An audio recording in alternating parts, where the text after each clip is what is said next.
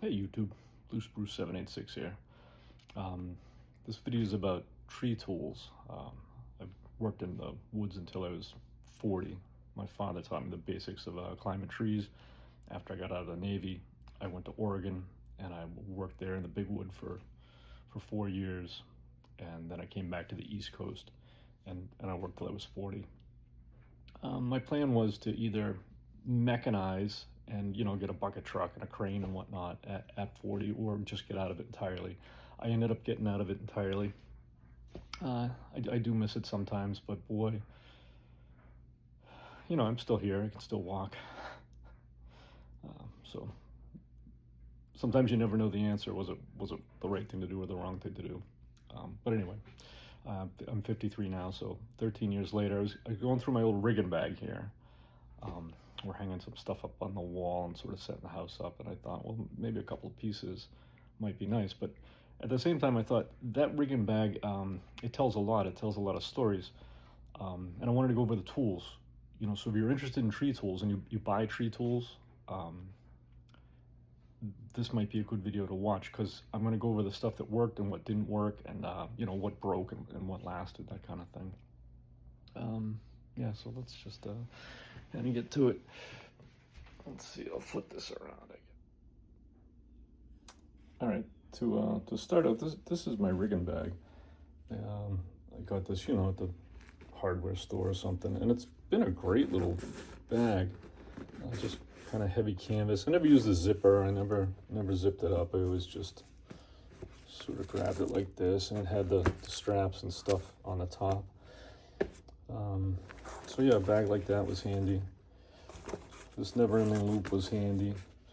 It's a good sling, kind of a lightweight anchor point if you're ever doing anything.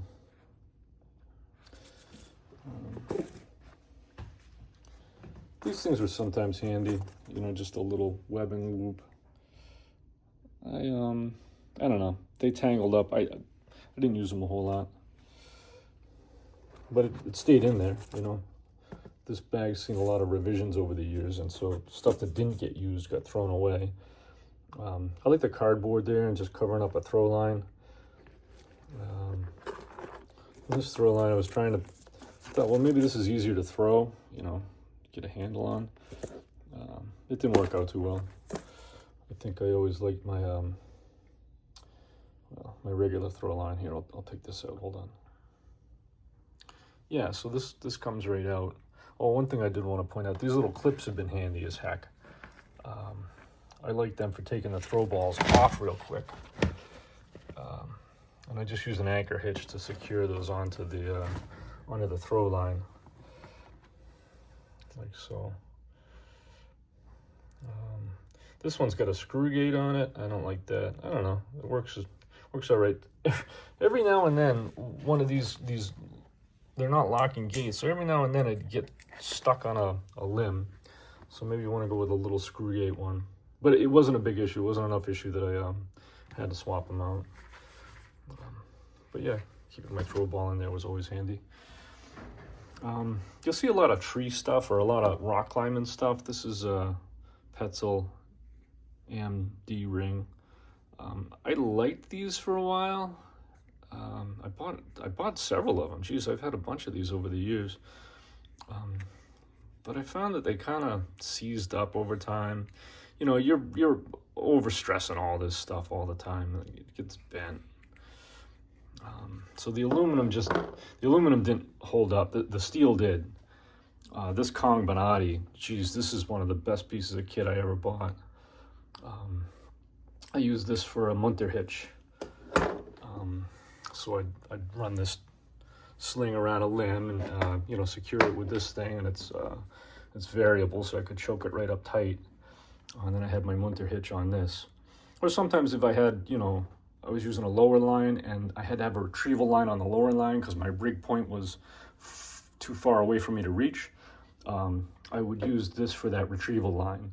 I always found that with a retrieval line, I'd want to tie something off to the limb and have that retrieval line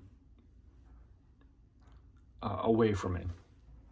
I don't know, if you're not familiar with it, sometimes, you know, if it's on your belt or over a stub or something, it can get tangled. But I found with this setup, it worked really well. These slings, I splice these, and I use these all the time. I had half a dozen of these. Oh, they're still kicking around somewhere. Again, the steel beaners. You know, the steel's so much heavier, but the aluminum just didn't last. The steel gates on this one are important. This one up here, yeah, this Austrian, this is a steel beaner, but it had a plastic gate on it in here that at some point, you know, I overstressed it and it popped out of there. Now that's wrecked. This thing I never used. I mean, occasionally, but you don't need one. My heavy rigging, for my personal use, I used a 9/16. Out in Oregon, we had 1/2-inch double braid and 5/8. No, 3/4 double braid. It wasn't 3/4. I think mine's a 9/16, the one I ended up with. Yeah, it was right in between the 1/2 and the 5/8, I think, that we used out there. But the 1/2 I found a little bit lightweight. I like the 9/16 or the 5/8 for the heavy stuff. You know, if you're using 1/2-inch double braid, I think I'd rather use a 1/2-inch 16 strand. You know, it's just the 16 strand's a little bit easier to work with. That soft double braid, it binds right up tight. This thing saw a lot of heavy use. This is, I think it's Kong Bonatti as well. It's a steel rescue beaner. Oh my gosh, I've loaded the bejesus out of that. You know, and it was for tying off, you know, if I had the tractor there and I was winching up, putting tension on a pole line, I'd tie this would go on to the winch on the tractor, which is hard rigging, steel rigging, cable and chain. And then the rope I would secure here, that 9/16 double braid, 200-footer, keeping a big double braid duffel bag in the truck. But again, steel. I've got some aluminum ones in here. I don't even know where I picked these up. Yeah, they just didn't, I don't know. I didn't use this one too much. I don't think I bought this one. I think I found it somewhere.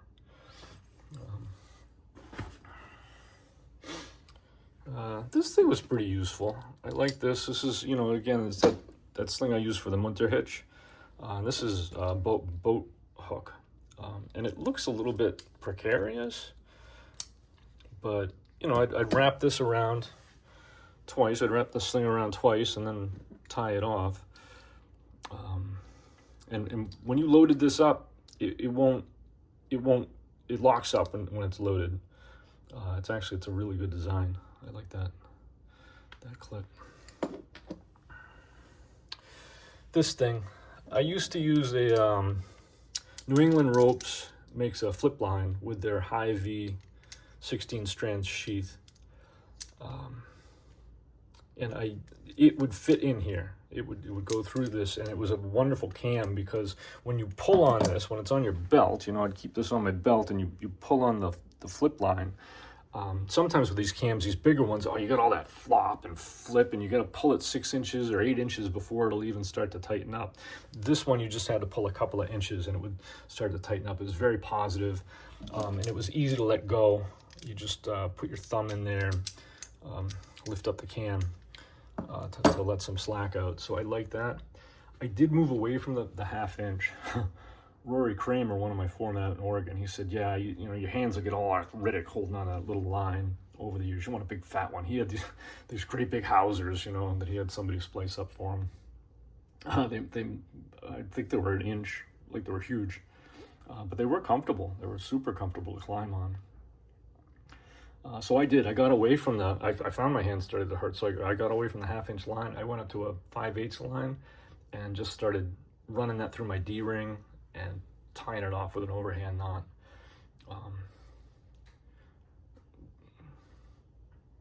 Yeah, just the overhand knot acts like a friction knot with the, not a friction knot, but it's just the tension of the cable sort of holds it in place. And you feed it in. You can feed it in with one hand and tighten it up with one hand.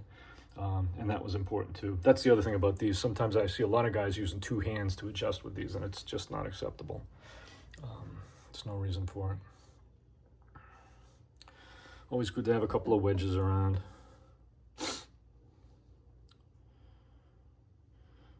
I drilled holes in some of these. I don't know where they are. They're kicking around somewhere. And put straps on, or just strings through them, right? And I tie them onto my flip line. And that way, when I was doing really big wood, like 3-4 feet around, sometimes we'd get into that stuff out west. And you know, you'd cut your block off, and then you had to push this block off the stump that you're pushing. It was heavy, right? So I just tapped those wedges in there as I was cutting it. You know, and then it would slide right off on the wedges. It was great. But yeah, you always need a couple of wedges around. These shackles, I think shackles over beaners. You know, beaners have got their place, but when you're tying two ropes together or tying a rope to a chain or whatever, shackles are the way to go. They hold up better, they last longer. It's funny, industrial use, I think you got more variations, more variables in the rigging that you're doing. And with rock climbing, it's all, you know, you're doing the same thing over and over again, but with tree work, it's all different. Anyway, that's just some of my tools. Yeah, the chickens like them anyway. All right, have a good day, YouTube. We'll talk to you later. Bye-bye.